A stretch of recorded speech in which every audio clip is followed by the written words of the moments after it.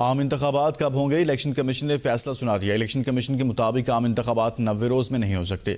Commission نے ساتھ ہی نئی حلقہ بندیوں کا فیصلہ کرتے ہوئے شیڈول بھی جاری کر دیا ہے۔ دیکھتے ہیں اسلام آباد سے ابراہیم عباسی کی یہ رپورٹ۔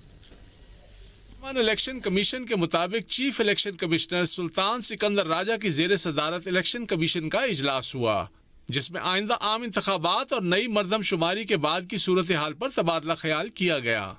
اس موقع پر الیکشن کمیشن نے نئی حلقہ بندیوں کے شیڈول کا اعلان کیا اور کہا کہ عام انتخابات 90 روز میں نہیں ہو سکتے۔